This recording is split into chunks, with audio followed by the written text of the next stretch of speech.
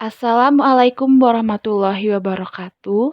Kami dari kelompok 1R003 yang beranggotakan Erpin Apip Widiawan, Aprilia Hakiki, Wita Safitri, Febri Bella Sidauruk, Tria Rapika Wahyuni, Meli Julianti Simanjuntak, dan Tiara Febriansah.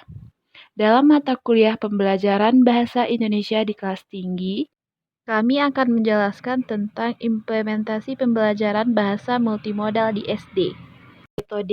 Metode yang pertama yaitu menggunakan langkah analisis.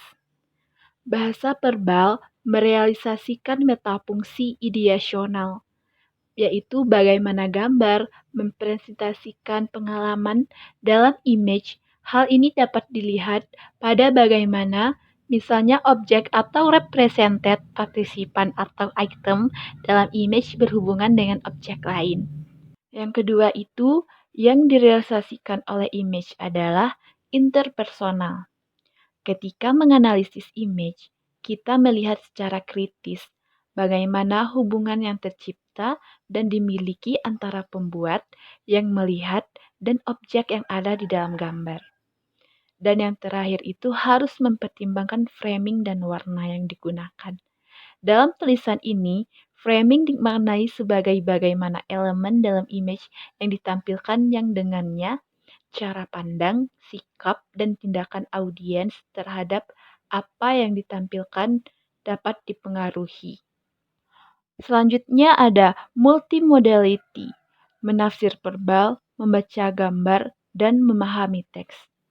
Menurut Kress and Lewin 1996, multimodality adalah istilah yang digunakan untuk merujuk pada cara orang berkomunikasi menggunakan modes yang berbeda pada saat bersamaan. Sebagai contoh, sebuah poster secara keseluruhan dikatakan sebuah teks yang di dalamnya terdapat sebagai contoh. Sebuah poster secara keseluruhan dikatakan sebagai sebuah teks yang di dalamnya terdapat. Metode kedua yaitu prosedur analisis gambar. Untuk membuat gambaran yang baik dibutuhkan ketelitian. Dalam menggambarkan image, khususnya kita tidak saja menggambarkan apa yang ada, namun seringkali juga harus mengidentifikasi apa yang tak ada. Namun terasa penting dalam image yang kita lihat. Haruslah dipahami bahwa tidak akan ada analisa yang baik tanpa penggambaran yang rinci. Bagi Maxine dan Meyer 2012, mendeskripsikan apa yang ada pada image memfasilitasi analisa yang baik.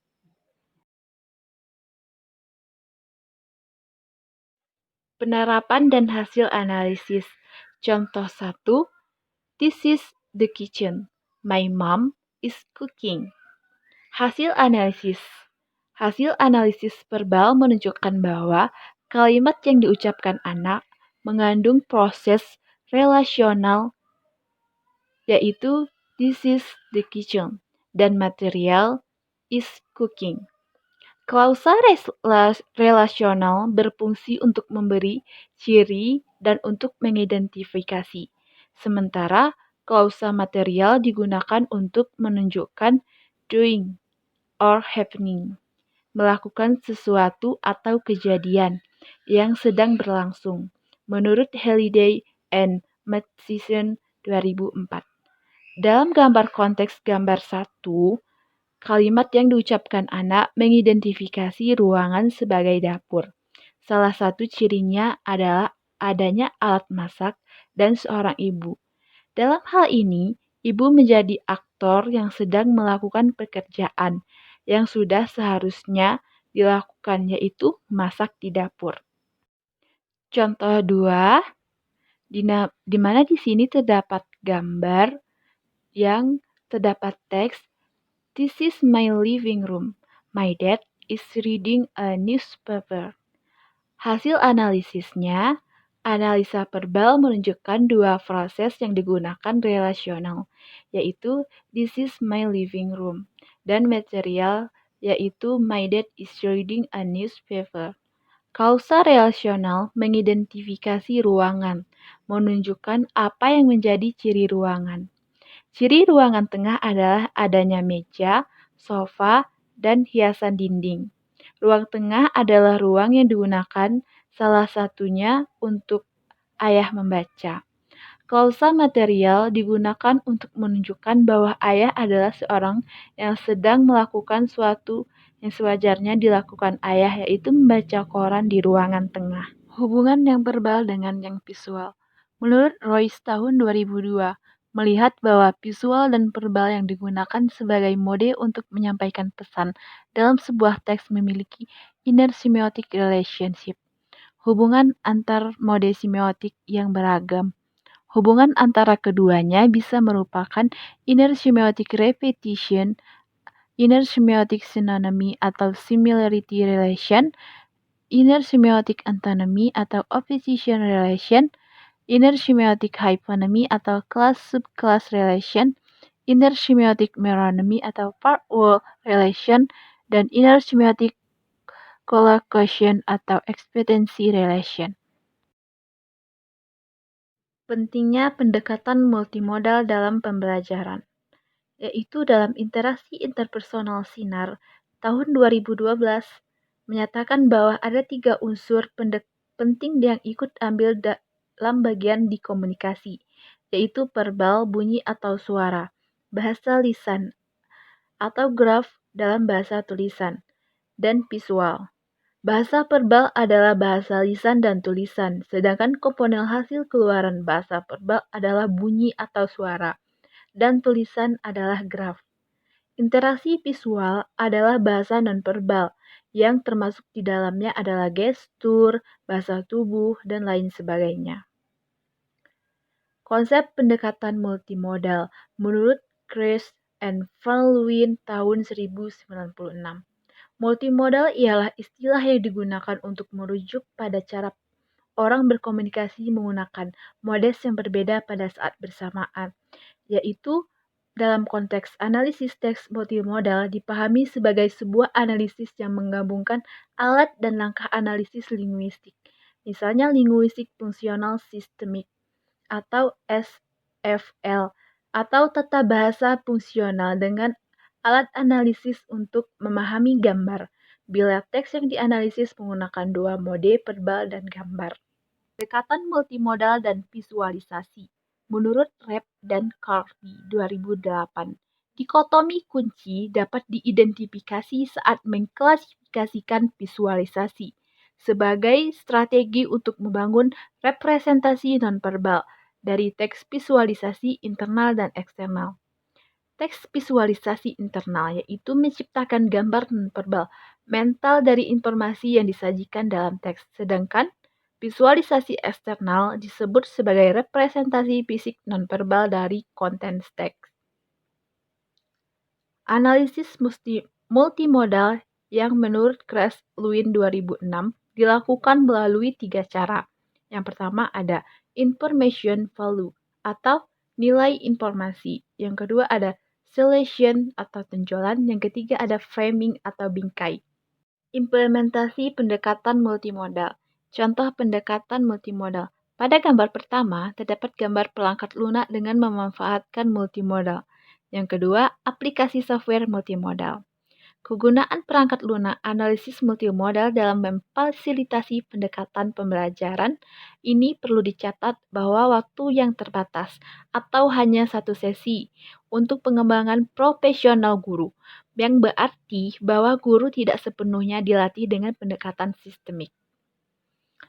Aspek penggunaan multimodal terbagi menjadi 3, yaitu yang pertama keaktifan dan motivasi siswa. Adalah siswa yang sangat berantisipasi dan partisipasif dalam pembelajaran berbasis pendekatan multimodal bila dibandingkan dengan pembelajaran dengan menggunakan desain tunggal. Pembelajaran yang teratur. Manfaat utama pendekatan multimodal dalam pengajaran dan pembelajaran kelas bahasa Indonesia adalah untuk mendorong otonomi siswa dan mendorong pembelajaran mandiri. Yang ketiga, cara mengajar. Dengan pendekatan multimodal, siswa dapat memilih sendiri objek pembelajaran atau representasi yang paling sesuai dengan preferensi. Model pembelajaran multiliterasi. Menurut Abidin, tahun 2015 halaman 3, yang dimaksud dengan multiliterasi adalah keterampilan menggunakan beragam cara untuk menyatakan dan memahami ide-ide dan informasi dengan menggunakan bentuk-bentuk teks konvensional maupun teks inovatif, simbol, dan multimedia. Terdapat 10 kompetisi belajar secara khusus pada abad ke-21. Yang pertama ada kreativitas dan inovasi. Yang kedua ada berpikir kritis, pemecahan masalah, dan pembuatan keputusan. 3. Metakognisi. Yang keempat ada komunikasi. Yang kelima ada kolaborasi. Yang keenam ada literasi informasi. Yang ketujuh ada literasi teknologi informasi dan komunikasi. Yang kedelapan ada berkewarganegaraan. Yang kesembilan ada berkehidupan dan berkarir. Sedangkan yang terakhir ada responsibilitas personal dan sosial. Adapun tujuan model multiliterasi, menurut Abidin tahun 2015 halaman 236, model pembelajaran multiliterasi memiliki 3 tujuan, yakni yang pertama, kepemilikan atas peningkatan keterampilan belajar abad 21. Yang kedua, pemahaman yang mendalam terhadap berbagai konsep, proses dengan sikap ilmiah disiplin ilmu yang sedang dipelajari. Dan yang terakhir ada peningkatan dan pengembangan keterampilan multiliterasi dan karakter siswa. Selanjutnya ada karakteristik model multiliterasi. Dalam Abidin 2015 halaman 108 mengemukakan beberapa karakteristik model literasi, yaitu pembelajaran multiliterasi senantiasa menggabungkan materi yang dipelajari dengan apa yang telah diketahui siswa. 2. Pembelajaran multiliterasi senantiasa menghubungkan materi yang dipelajari dengan kehidupan nyata dan isu-isu kontemporer. 3. Pembelajaran multiliterasi senantiasa melibatkan siswa yang terlibat aktif dalam mengajukan pertanyaan dan membuat simpulan sendiri. Selanjutnya ada sintak model multiliterasi investigasi. Abidin 2015 halaman 238 merumuskan sintak model multiliterasi investigasi yang terdiri dari: pertama, menetapkan fokus pencaharian. Kedua, menetapkan lokasi pencaharian. Yang ketiga, menentukan tujuan. 4. Melaksanakan pengumpulan data. 5. Mencatat data. 6. Menganalisis data. 7. Membuat kesimpulan. 8. Memproduksi laporan. Selanjutnya ada rasa ingin tahu. Apa yang dimaksud dengan rasa ingin tahu? Menurut Nasution Hadi dan Permata, 2003 halaman 3, berpendapat rasa ingin tahu adalah suatu dorongan atau hasrat untuk lebih mengerti suatu hal yang sebelumnya kurang dipahami atau diketahui. Upaya guru untuk menumbuhkan sikap rasa ingin tahu. Menurut Dasmita 2012 halaman 190, ada beberapa upaya mengembangkan rasa ingin tahu peserta didik. Yang pertama, mengembangkan proses belajar mengajar yang demokratis yang memungkinkan anak merasa dihargai. Yang kedua, mendorong anak untuk berpartisipasi aktif dalam pengambilan keputusan dan berbagai kegiatan. Yang ketiga, memberikan kebebasan kepada anak untuk mengeksplorasi lingkungan, mendorong rasa ingin tahu mereka. Yang keempat, penerimaan positif tanpa syarat kelebihan dan kekurangan anak, tidak membeda-bedakan anak yang satu dengan yang lain. Yang terakhir ada menjalin hubungan yang harmonis dan akrab dengan anak. Indikator rasa ingin tahu. Indikator rasa ingin tahu siswa dalam pembelajaran menurut Kurniawan tahun 2013 halaman 149 yang merupakan indikator rasa ingin tahu siswa adalah: 1. Selalu banyak bertanya. 2. Menunjukkan keterampilan menyimak, berbicara, membaca, dan menulis. 3. Tidak menerima suatu pembelajaran sebagai suatu yang membosankan. Yang terakhir, terlihat dan memahami ketika pembelajaran merasakan menyenangkan. Tujuan penilaian hasil belajar. Menurut Permendikbud Nomor 53 Tahun 2015 Pasal 3 tentang penilaian hasil belajar. Tujuan penilaian adalah hasil belajar. Yang pertama, penilaian hasil belajar oleh pendidik berfungsi untuk memantau kemajuan belajar. Yang kedua, penilaian hasil belajar oleh pendidik. Yang ketiga, penilaian hasil belajar oleh pendidik memiliki tujuan untuk mengetahui tingkat penguasaan kompetisi. Hasil belajar.